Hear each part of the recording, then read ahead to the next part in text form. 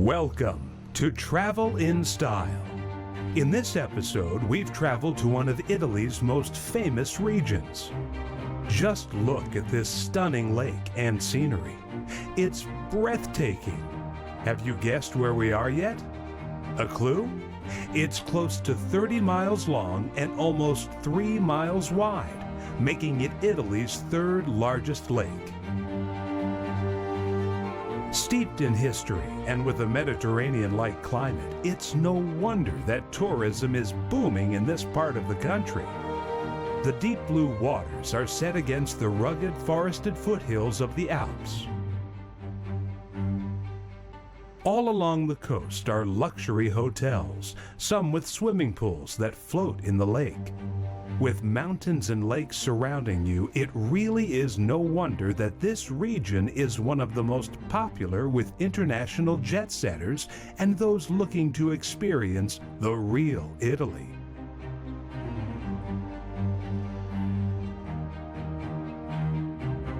It also has a fantastic coffee culture, with beautiful tucked-away cafes and restaurants, as well as an array of shops, from boutique and high street to high-end designers, catering for just about all tastes.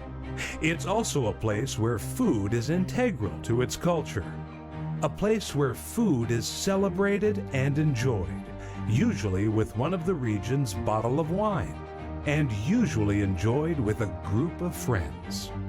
This area takes its name from the Latin phrase of Lac di Como. Welcome to Lake Como.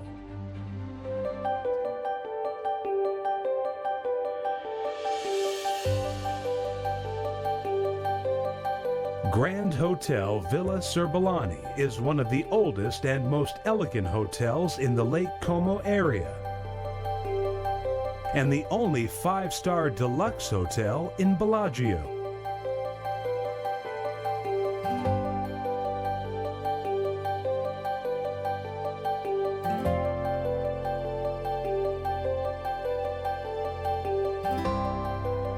With views over the lake and mountains, this hotel will undoubtedly exceed all expectations.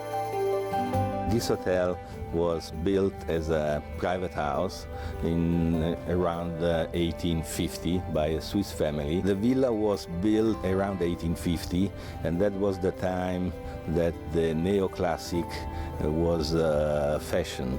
So, of course, it is very opulent. It is like a Baroque building with some influence with the early 20th century. So when they built the two wings, there was only 25 years later, they did the same. So you don't really feel the difference between the central part and the hotels.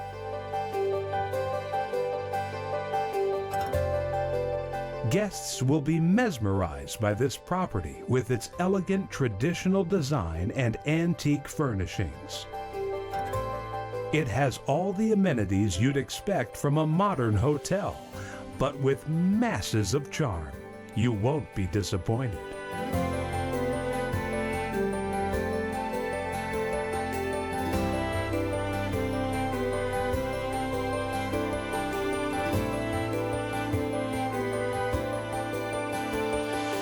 The building itself is almost as big as the entire town.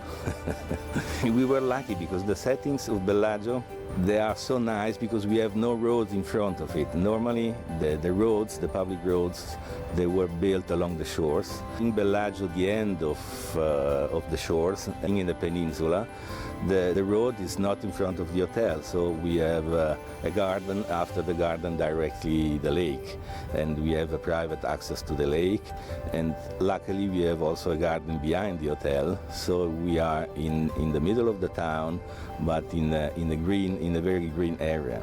The most beautiful part of everything is really the view that you can enjoy from the central part of the sea in Bellagio.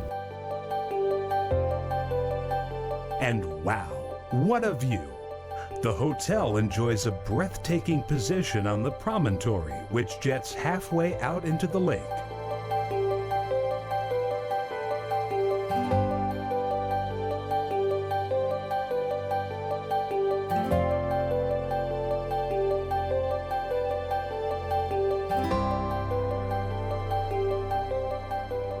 Inside the hotel, I would say that the main lobby, which reminds you of, yes, opulence, but also the way that old artisans were able to work, which is not easy to find anymore.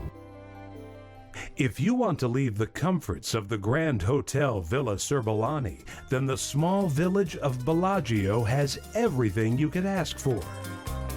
With a population of just 200, it still retains that quaint charm. Could this be the reason why it's known as the Pearl of the Lake? The village is characterized by century-old buildings, stone lanes, and picturesque cobbled stairways filled with restaurants and shops, showcasing the finest Italian wares. With those breathtaking views, you can whittle away a whole afternoon strolling through the picturesque lanes, or stop by at one of the many coffee shops or bars and just take a moment to experience what this fine region has to offer.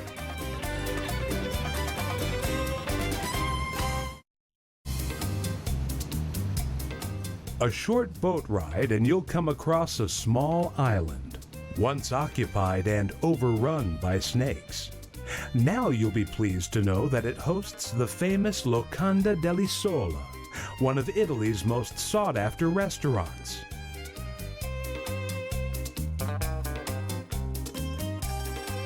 Steeped in poetic history, it's now occupied by Benvenuto Puricelli, who is now as famous as the restaurant he runs.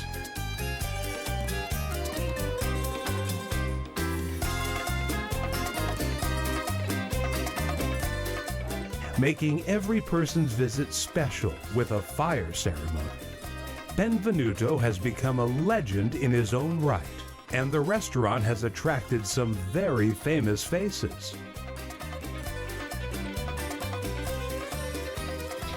George Clooney, Brad Pitt, and action star Sylvester Stallone are just a few of the famous faces to have enjoyed dinner here.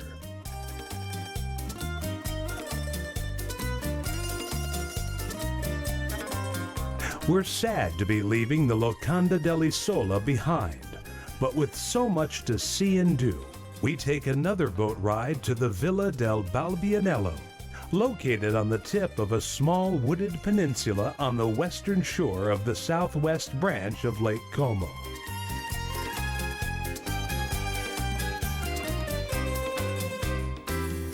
With stunning landscaped gardens overlooking the lake, this villa has been featured in many films, including Star Wars II: Attack of the Clones and James Bond: Casino Royale.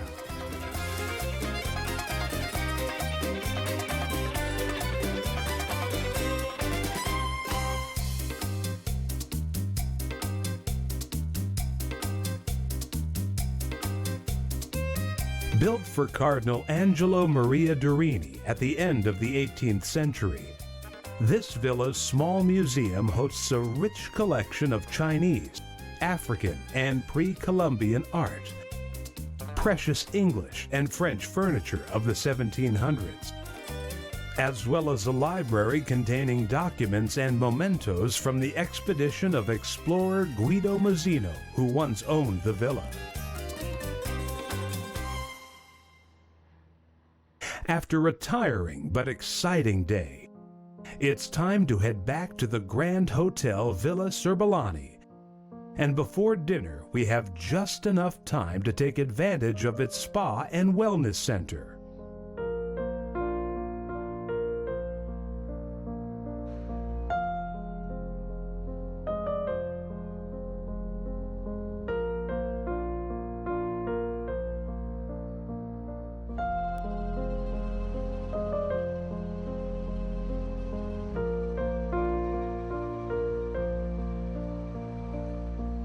What can we say about our time in Lake Como that hasn't been said already? We have a lot of very important people, or very well-known people coming here because they know that nobody will bore them.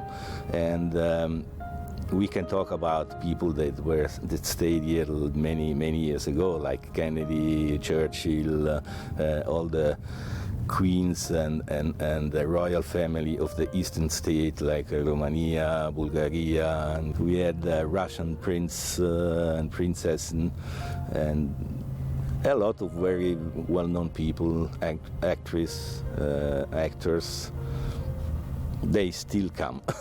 It is one of the grand hotel Lake Como. We are 100% a vacation holiday hotel. We have a lot of family which comes here every year back because it's a very safe hotel, ground, and even town for children. So the parents can be free to let them run around without any bigger problem. We've been blown away by the hospitality of our stay at the Grand Hotel Villa Cerbolani. We can see why people trek far and wide to stay at this historic hotel. Lake Como, with its vast lakes and rugged mountains, has provided us with a new Italian experience, and one that has opened our eyes to the vastness this great country has to offer. It truly has been an incredible stay, and we're sad to leave. But there's no time to dwell on it because we're off to Stockholm.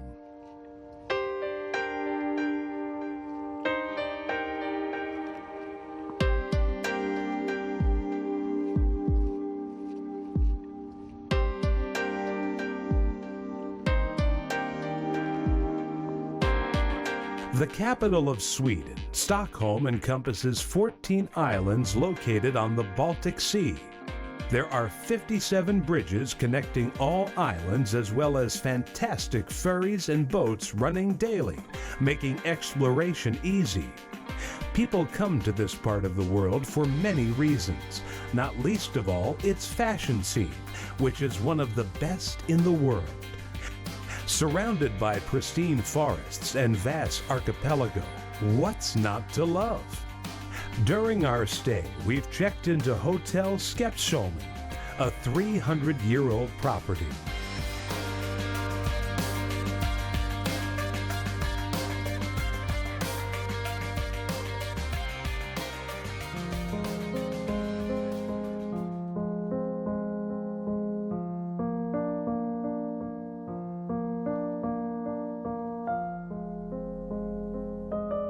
It is quite amazing.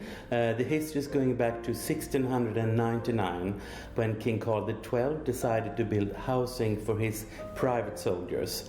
The architect who was in fashion at this time was Tessin the younger one, the same one who did the Royal Palace here in Stockholm. So they are extremely listed. On top of that, we are on something called the Swedish 100 list. The government, who are the owners of the buildings, have a list that they rank the best 100 buildings in Sweden, and we are on that list together with the Royal Palace, for example.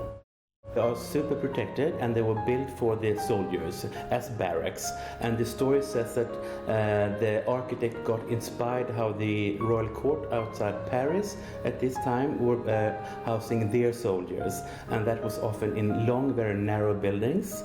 So the hotel consists of 2 buildings, each 100 meters long.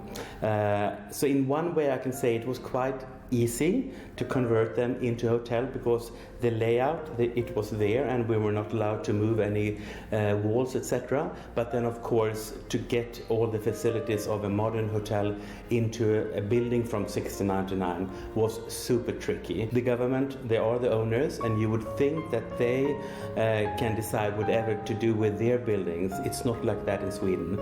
We have something called the Beauty Council, and they are on a higher level. So it's been a huge challenge for the owners, the government, and also for us to be able to open up this property. But it's been quite amazing. The interior designers are called Claes and Koivis Rune, is 3 gentlemen, and they are doing the essence of what we call Scandi design, or actually I would say what is well known around the world. So I wouldn't say minimalistic, but it's typical Scandinavian or Swedish design. I think it's very nice homage for the history. So very modern interior design in these super historical buildings from 1699. Normal double room today is the same layout as it was around 1710. At that time there were 6 soldiers sleeping in that room, which today catering for 1 or 2 persons. Our luxury is much more, I would say, sublime. You know, we are on this amazing green lush island in the city center, even though it feels like you are on the countryside. So we are very lucky to have the Modern Museum as our closest neighbor. The Moderna Museet opened in 1958 and houses Swedish and international modern and contemporary art, including pieces by Picasso and Dali. It's also renowned for having one of the finest collections of 20th and 21st century art in the world.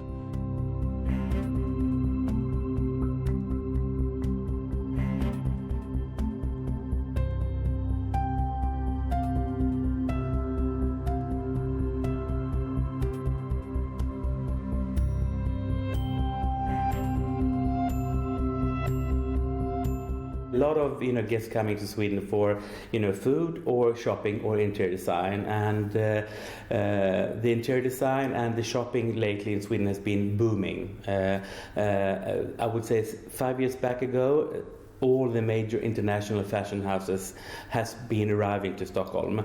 So for example, a couple of years ago we had one guest who was an assistant to a very wealthy Russian family. She came over only to buy this super exclusive handbag at this very chic place in Stockholm. Back at the hotel, guests can enjoy a social dining experience based on the philosophy of mixing hotel guests from faraway places with locals with simple, honest, good food. Alternatively, guests can enjoy a Swedish fika from early in the morning to late at night.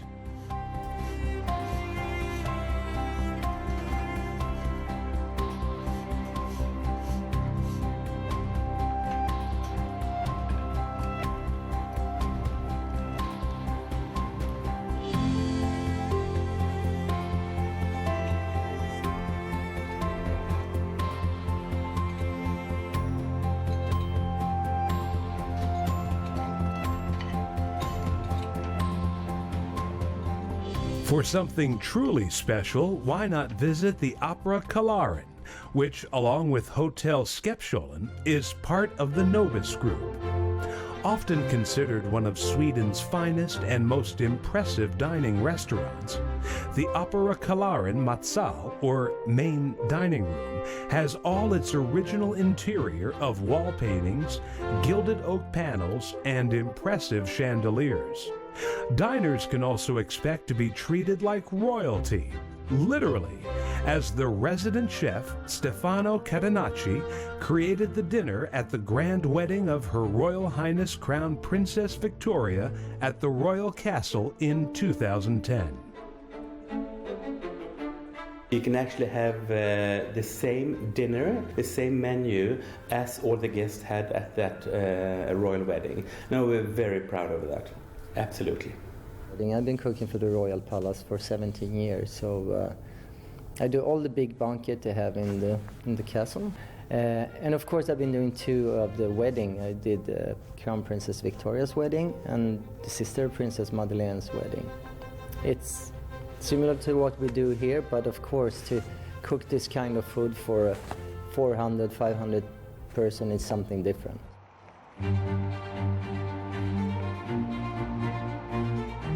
You can't visit this magnificent city without visiting the Ericsson Globe, the world's largest spherical building.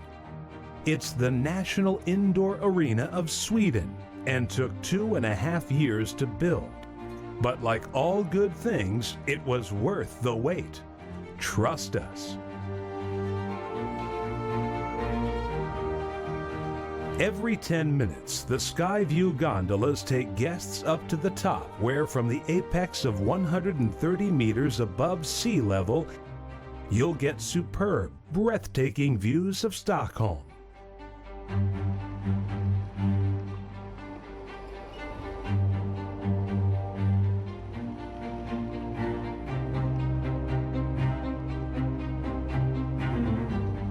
Stockholm is one of those cities where it doesn't matter what time of year you visit or what the climate is, it has something for everyone, day and night.